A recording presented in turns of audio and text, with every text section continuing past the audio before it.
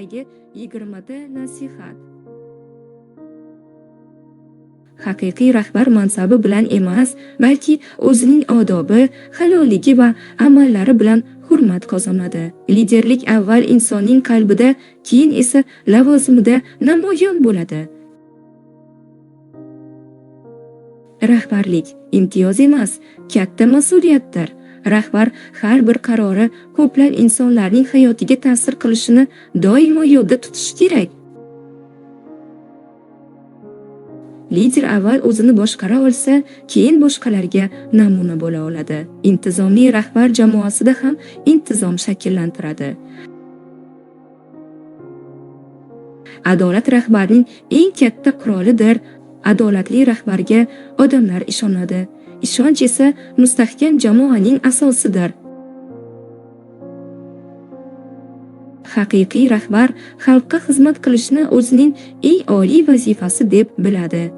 Lavozim insonga xizmat qilish uchun beriladi, o'zini ustun qo'yish uchun emas. Rahbar boshqalardan ko'proq ishlashga tayyor bo'lishi kerak. Uning mehnati jamoa uchun ilhom manbai bo'ladi.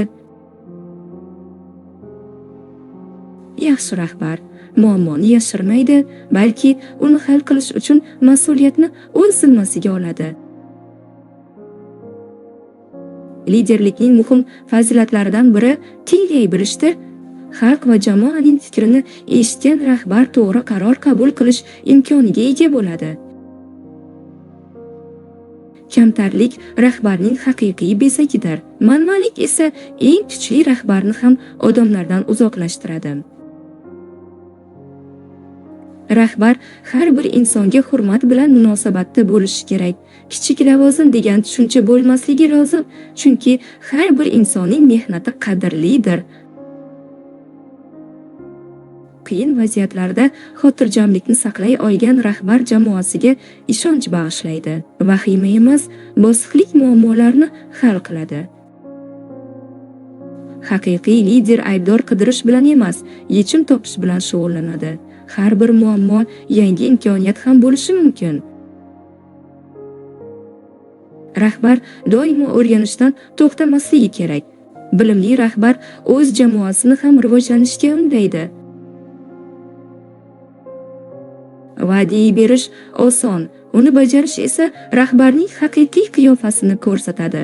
So'z va amal bir bo'lgan insonga ishonch ortadi.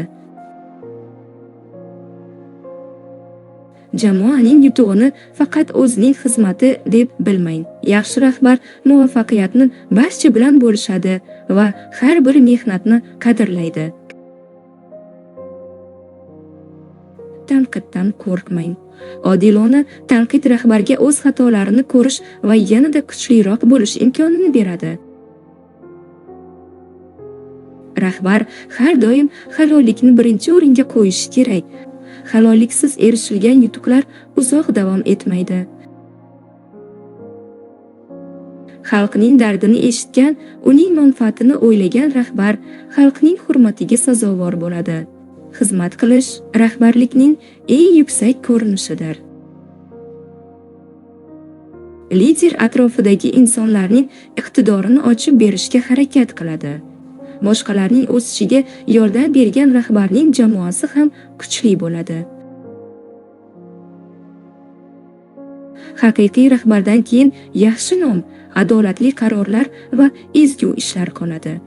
Chunki mansab vaqtinchalik, ammo insonning obro'si va amallari abadiy xotira bo'lib qoladi.